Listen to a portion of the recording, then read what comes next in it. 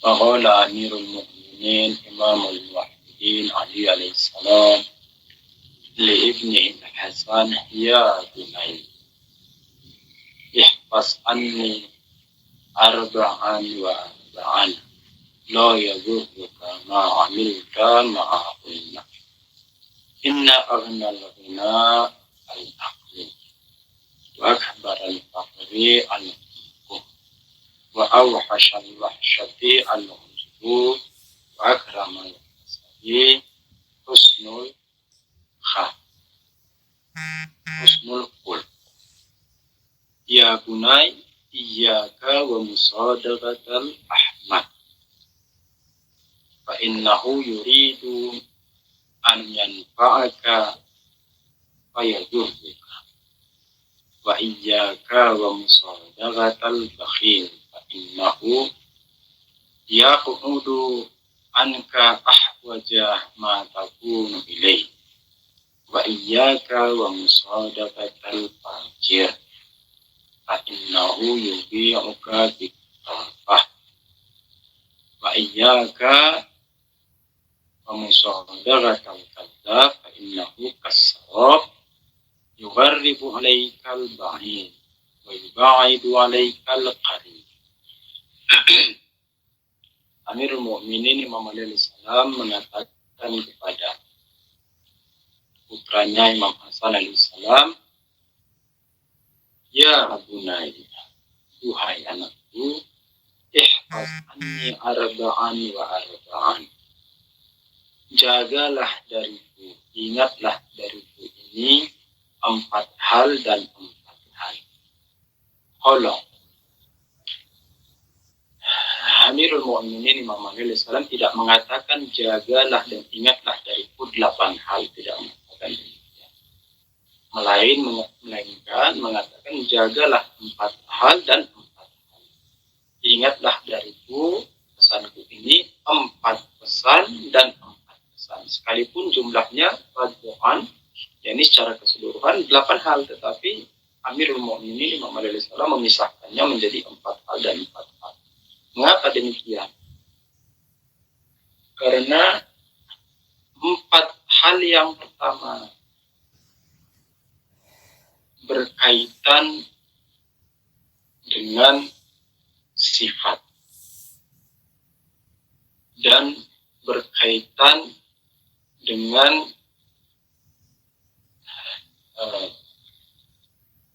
hal-hal yang baik. Ini berkaitan dengan hal-hal yang baik maupun juga hal-hal yang buruk, namun lebih kepada sifat. Sedangkan 4 hal yang kedua berkaitan dengan amal perbuatan. Nanti kita akan lihat apa 4 hal yang pertama itu dan apa 4 hal yang kedua. Dikatakan la yadur ya bunai ihfaz anni arba'an wa arba'an, duhai anakku Hasan alaihissalam, jagalah dariku, ingatlah dariku ini 4 hal dan 4 hal. Kenapa dikatakan 4 hal tadi? Kita katakan bahwa 4 hal yang pertama berkaitan dengan sifat dan 4 hal yang kedua berkaitan dengan perbuatan. La yadurruka ma amilta ma'a,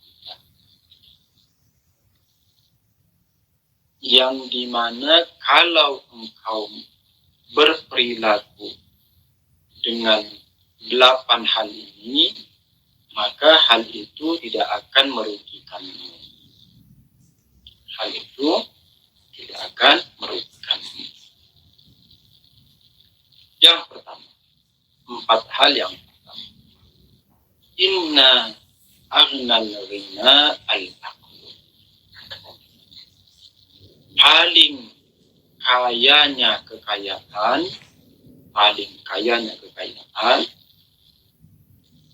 adalah akal. Akal merupakan harta yang paling berharga bagi manusia, di mana ketika dikatakan paling kayanya kekayaan, yakni paling utamanya kekayaan, maka keberadaan akal ini tidak dapat digantikan oleh apapun. Yakni antum misalnya, kalau ada orang kaya gitu kan, terus tiba-tiba kena penyakit gila, terus datang ke antum, mau enggak kita ganti 1 miliar, tapi akalmu kami ambil, kita kasih sama yang kaya ini, terus kamu jadi gila. Tentu antum sebagai orang yang berakal tidak akan mau. Kenapa tidak akan mau? Karena kalau saya sudah kaya nih, terus saya gila, untuk apa terus itu kekayaannya? Untuk apa kekayaan? Jadi tidak bermanfaat. Dan kita katakan kepada yang si kaya itu, kenapa dia mau membeli akal kita bahkan dengan 1 M atau 1 triliun sekalipun? Itu menandakan bahwa dia rela mengganti seluruh kekayaannya hanya dikarenakan akal ini. Jadi untuk mendapatkan akal ini, dia rela menghabiskan uangnya agar keluar dari kegilaannya. Dari sini kita dapat pahami bahwa ketika akal merupakan kekayaan yang paling utama, maka tidak bisa lagi digantikan atau istilahnya dibarter dengan sesuatu.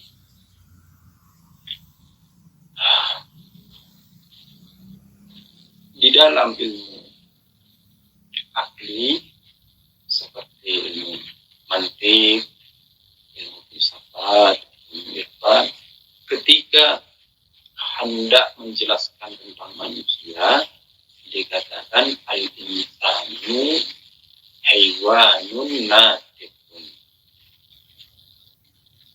Manusia adalah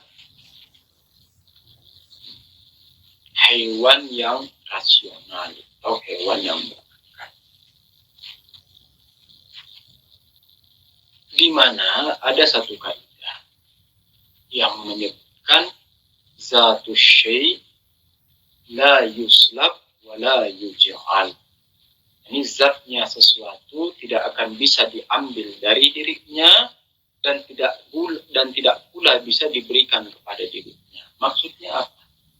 Maksudnya ketika dikatakan al-insanu haywanun natiq, manusia itu adalah hewan yang berakal.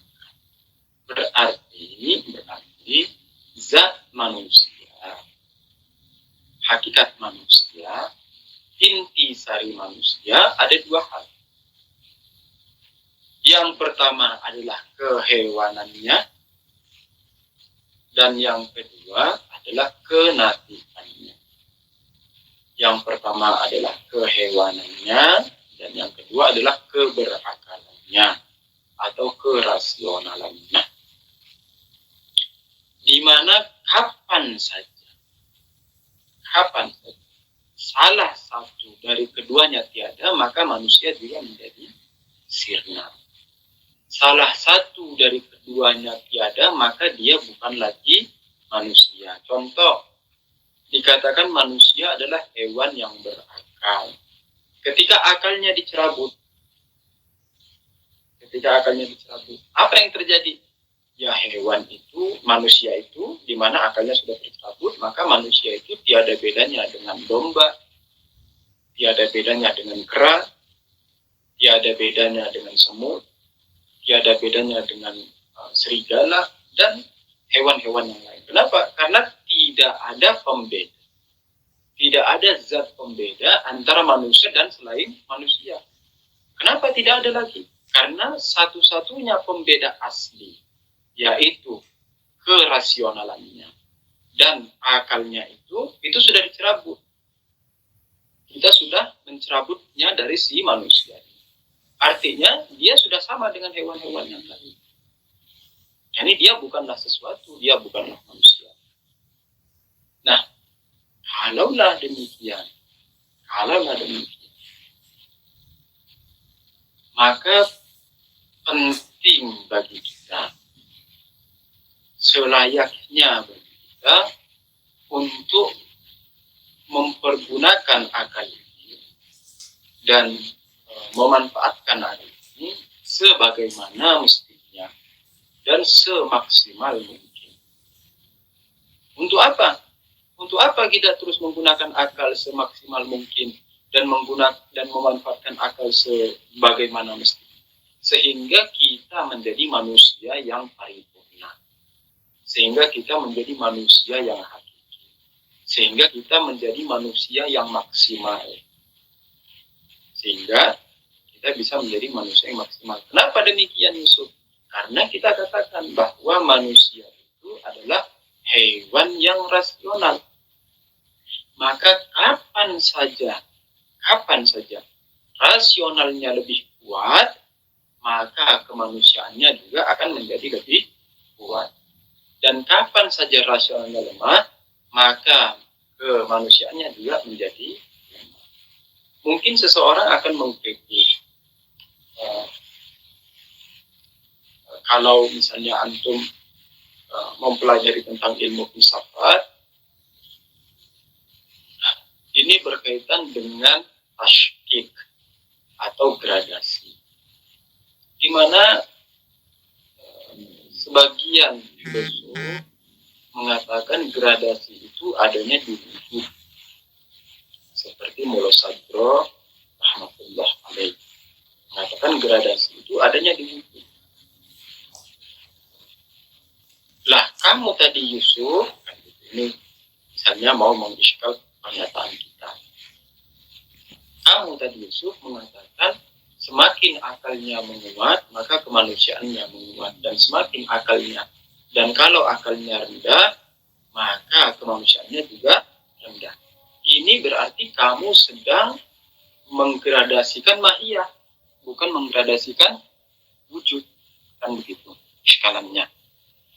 Iskalannya dapat enggak nih iskalannya? Paham enggak iskalannya? Kalau enggak paham, enggak apa-apa. Paham. Paham. Alhamdulillah. Jadi kita katakan tadi apa? Kita katakan begini. Kita katakan semakin akal menguat, maka kemanusiaannya akan menguat. Dan semakin akal lemah, maka kemanusiaannya akan menguat. Seakan-akan kita meletakkan gradasi itu pada mahiyahnya. Kita meletakkan gradasi itu pada definisinya manusia. Kita meletakkan gradasi itu pada kuiditinya manusia. Seakan-akan. Lalu orang akan mengiskal, orang akan mengkritik. Gradasi itu adanya di wujud, Yusuf, bukan di mahiyah.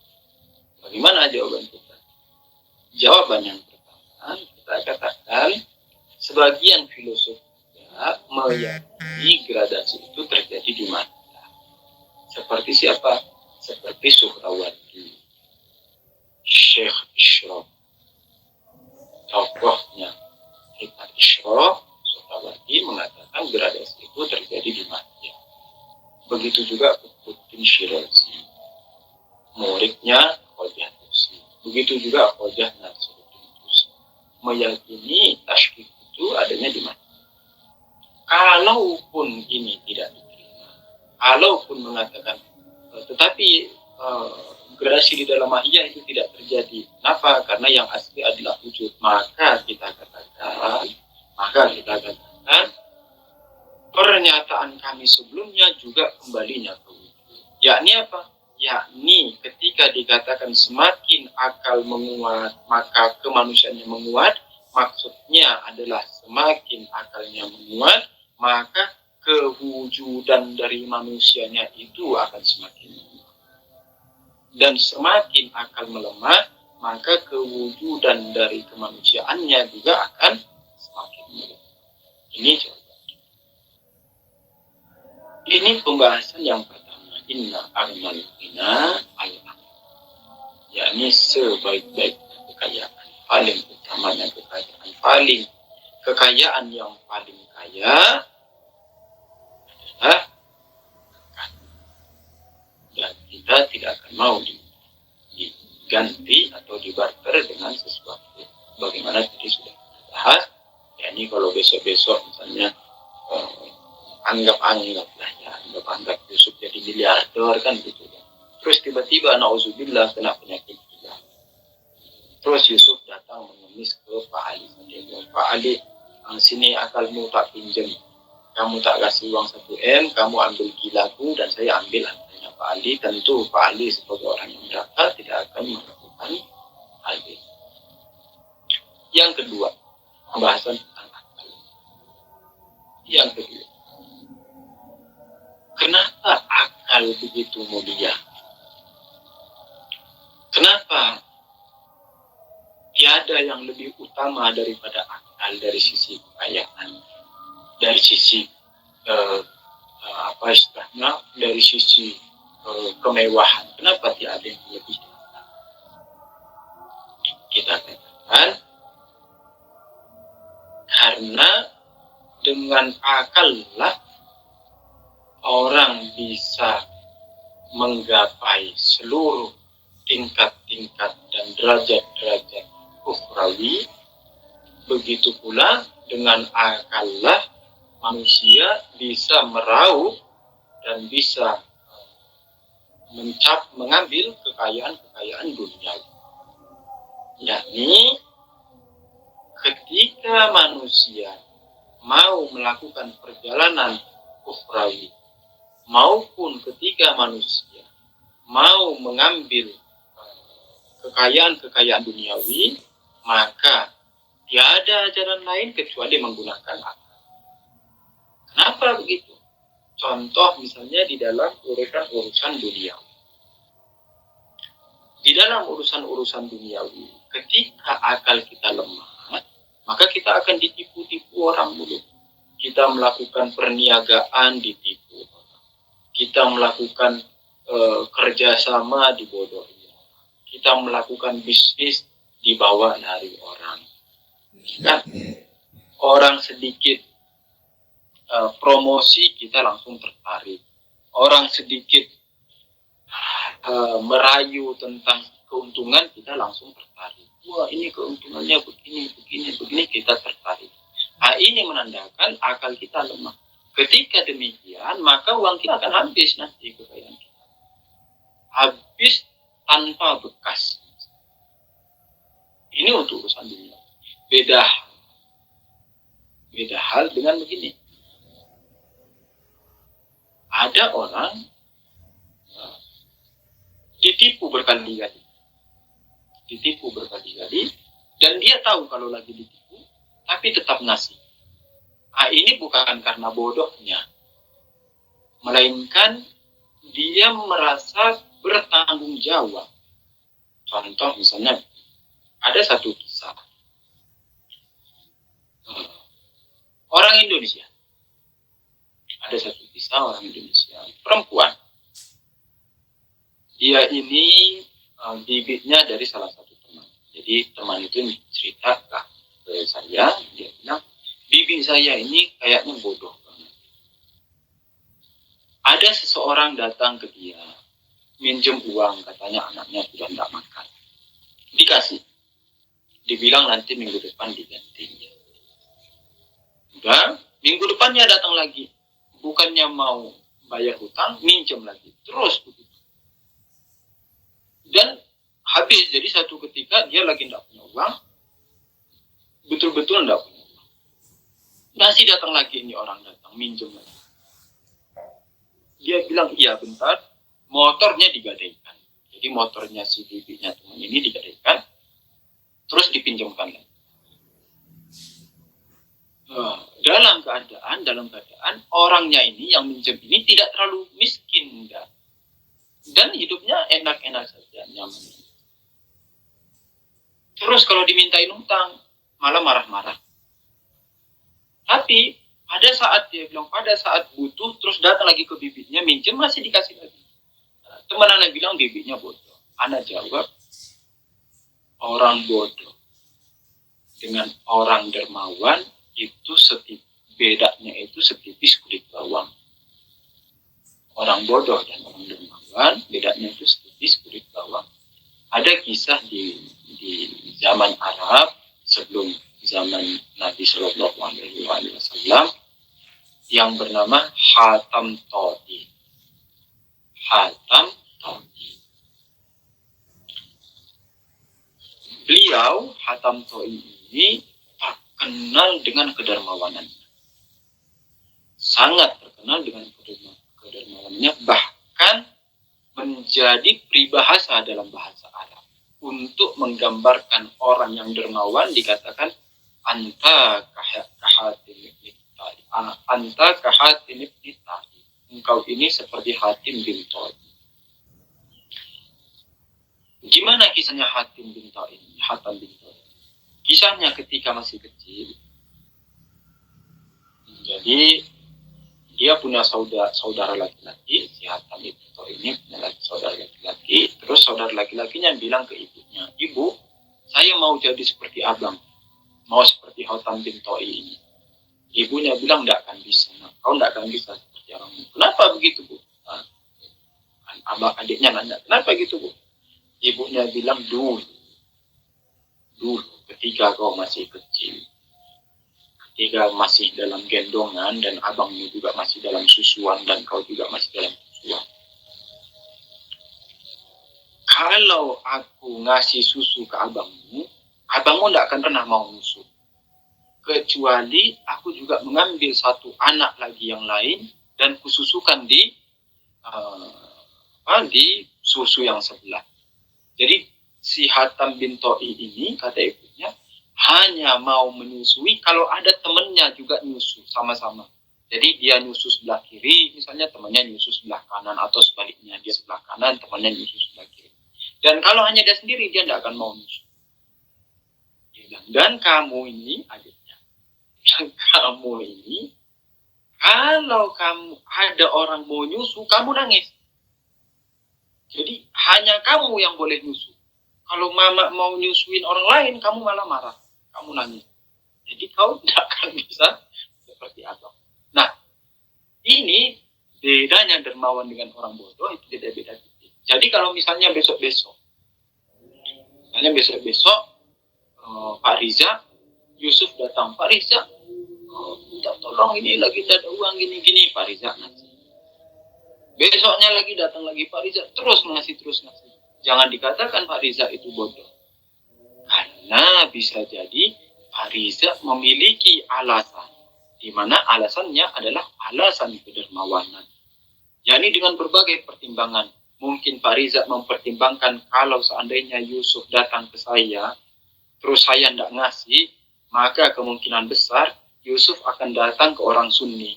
Di mana kalau Yusuf datang ke orang Sunni akan mencemooh dan mencelotehin kita. Lihat itu, orang Syiah. Yusuf datang ke orang Sunni. Artinya apa? Artinya dia sudah tidak dapat lagi pertolongan di orang Syiah. Ini satu. Jadi Pak Riza berkali-kali ditipu tapi tetap mau ngasih. Kenapa? Karena ada alasan-alasan yang lebih utama daripada ditipu. Dia bilang kalau saya hanya ditipu 1M, 2M itu hal biasa. Tapi kalau sampai terus Yusuf datang ke orang Sunni dan karenanya nanti terus orang Sunni bilang lihat itu orang Syiah. Sesama orang Syiah mereka tidak kuat, sesama orang Syiah mereka tidak bersatu, sesama orang Syiah mereka tidak tolong-menolong. Justru Yusufnya datang ke orang Sunni untuk minta tolong. Nanti dibilang Yusuf sudah sini, ayo kau masuk Sunni saja. Kau ngapain kau masuk Syiah kan? Nah, ini jadi tidak bisa dikatakan bodoh. Hal yang begini tidak bisa dikatakan. Justru inilah orang yang paling berakal. Orang yang seperti ini adalah orang yang paling berakal. Tapi tetap kita sampaikan kepada dia, bulan jangan gitu juga. Kau harus tepati janji. Aufu bil uqud. Ketika kau sudah berjanji mau bayar, usahakan untuk bayar. Kalau tidak bisa, betul-betul tidak bisa, saya bisa maklumi. Tapi kamu pagi bangun jam 10, terus ngopi, naik motor ke sana kemari, pulang nyantai-nyantai, malam datang lagi ke rumah minta uang, pinjam uang lagi. Kan itu berarti kamu kurang maksimal. Ayo kerjaan, disampaikan, diingatkan. Ini pembahasan tentang akal. Yang kedua, wa akbaral fakri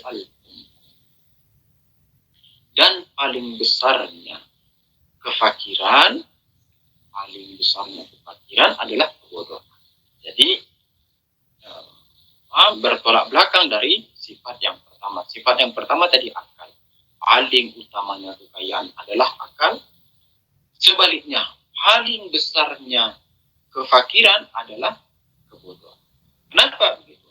Karena ketika orang bodoh, ketika orang tidak memiliki pengetahuan, maka di urusan duniawinya dia akan merugi, dan di urusan akhiratnya juga dia tidak mendapatkan manfaat sekali. Nanti ada orang pakai peci, pakai baju gamis, jenggotan, terus berjidat ada bekasnya, terus ngajak, ayo sini, ini bulan-bulan ikut, ini benar apa, langsung ikut saja, tidak dulu mentahqiq, tidak dulu menelaah, tidak dulu mengkaji benar ndak ajarannya, langsung ikut saja. Kenapa? Karena jahil, tidak punya pengetahuan.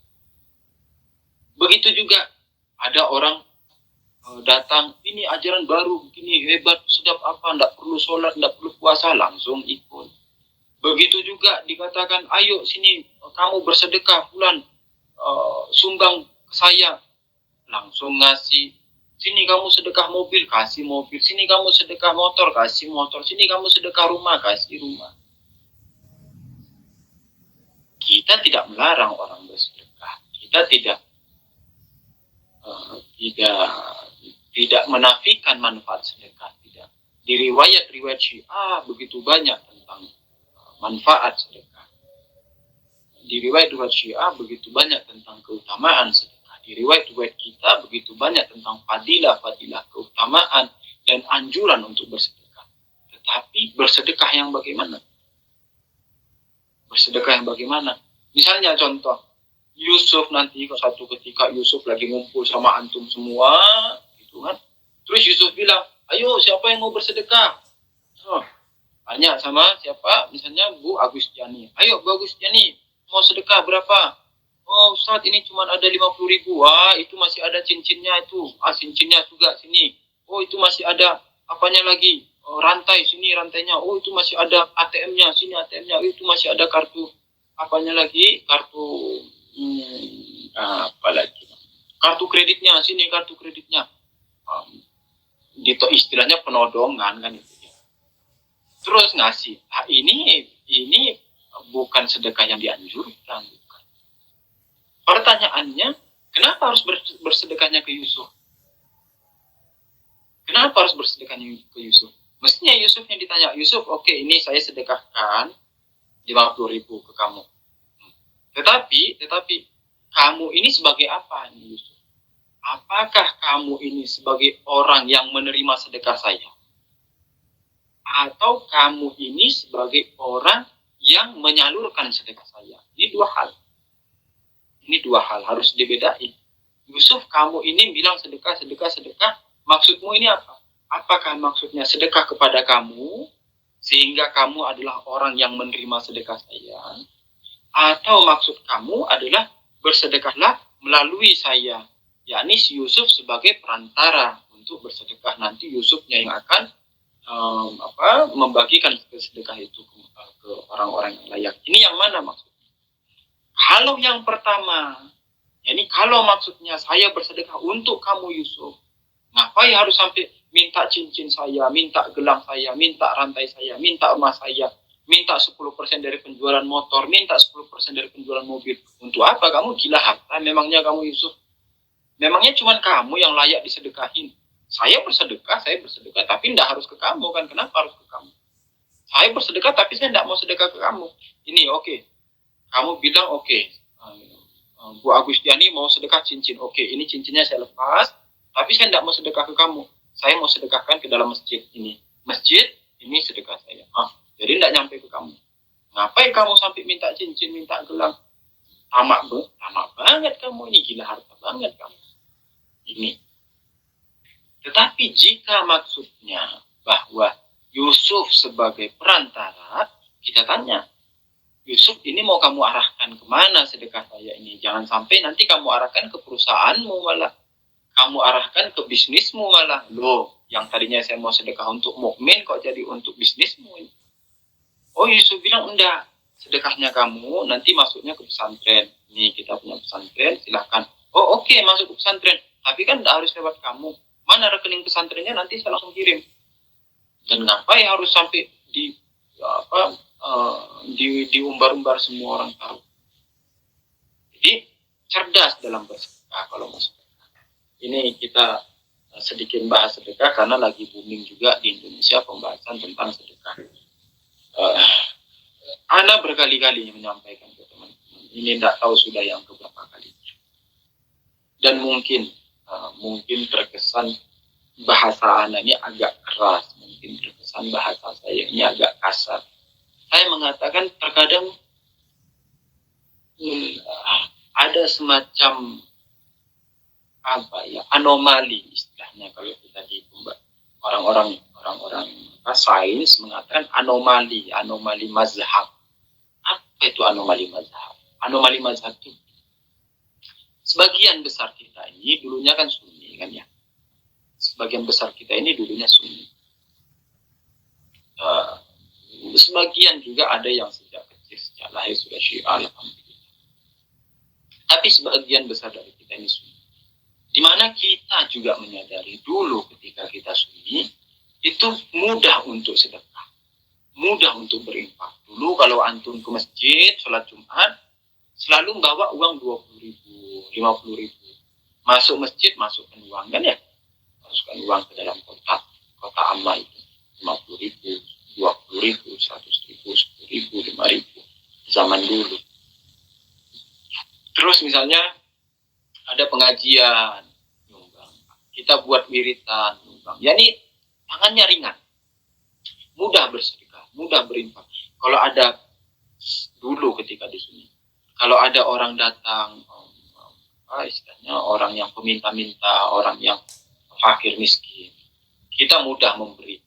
Kadang kalau lagi tidak punya uang, kita ambilkan beras, terus buatkan teh, kasih minum, kasih makan. Dulu kan ya di sini. Nah, ketika masuk Syiah, ketika menemukan cahaya kebenaran, istilah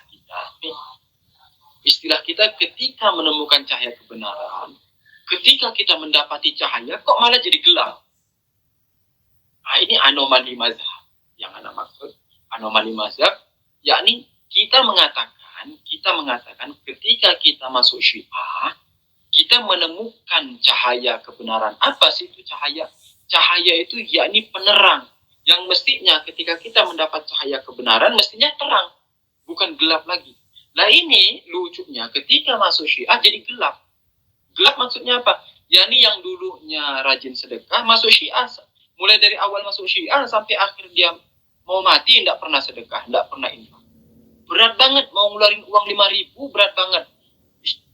Teman mukmin loh ini, sedekah ikhwan mukmin tetangganya kelaparan tidak makan, ngasih satu bungkus makan itu berat. Nah, ini anomali mazhab. Ini anomali mazhab. Kok bisa-bisanya ketika kamu dulu di Sunni begitu dermawan, loh kok di Syiah jadi tidak dermawan? Jangan-jangan Syiah ini salah. Jangan-jangan Syiah ini bukan cahaya kebenaran. Jangan-jangan Syiah ini tidak benar. Jangan-jangan Syiah ini justru mengajarkan orang jangan bersedekah.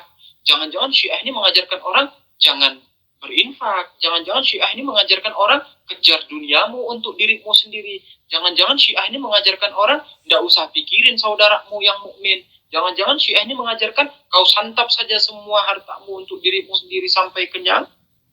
Jangan-jangan Syiah mengajarkan yang begini. Atau kita yang lalai dari Syiah. Atau sama kayak begini misalnya dulu misalnya kita katakan dulu ketika saya SD saya hafal kali-kali. Dulu ketika saya SD saya hafal kali-kali. Nah sekarang saya sudah kuliah, Saya jadi tidak hafal kali-kali. Dulu ketika SD, saya hafal kali-kali 1 kali 1, 1 kali 2, 1 kali 3, 1. Loh, kok bisa? Iya, ya ini satunya 3 kali, berarti 1. Alah, lihat, hafal kali-kali. Tapi setelah kuliah, saya jadi lupa, saya jadi tidak hafal kali-kali. Pertanyaannya, apakah kuliahnya yang salah? Apakah tingkat pendidikannya yang salah? Yakni semakin kamu pintar, semakin kamu lupa, atau kitanya yang lalai? Nah, ini dua. Jadi dulu ketika di Sunni rajin sholat malam, masuk Syiah rajin begadang malam. Dulu ketika di Sunni rajin sholat duha, ketika di Syiah tidak mau sholat gufailah. Dulu ketika di Sunni rajin wiritan, ketika di Syiah nggak mau ikut kumailan. Dulu ketika di Sunni, apalagi rajin ziarahan, ketika di Syiah rajin masuk kafean. Wah, ini anomali mazhab kan jadinya ini. Ini anomali mazhab. Kita perlu mempertanyakan kepada diri kita masing-masing. Kok bisa setelah menjadi Syiah kok jadi? Jangan-jangan Syiahnya yang salah, atau kitanya yang lalai dari cahaya, atau kitanya yang lalai dari cahaya.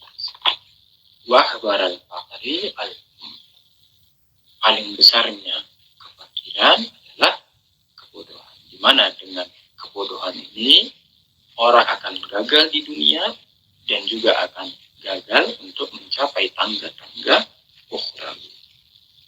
Pembahasan yang berikutnya insyaallah kita lanjut minggu depan. Ini hari malam Jumat, sebagaimana diriwayatkan bahwa para arwah mukminin, keluarga kita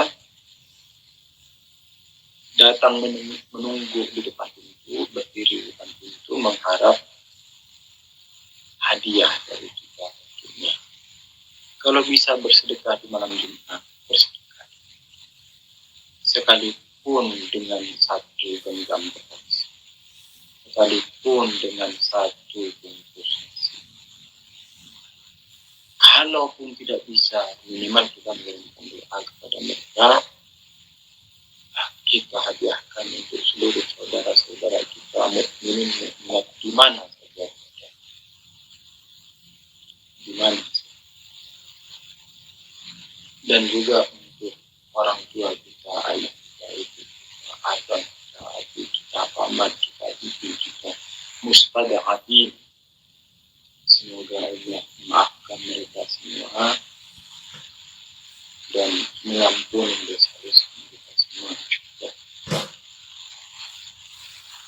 Kita hadiahkan untuk guru-guru kita, khususnya Martin Musa Nabi Ahmad Rizwanullah Ta'ala alaih. Juga untuk Martin Musa Bakshi, untuk Martin Musa Tohan Sabah, untuk Martin Hamzah, Martin Musa Bakshi. Semoga Allah mengangkat derajat mereka semua.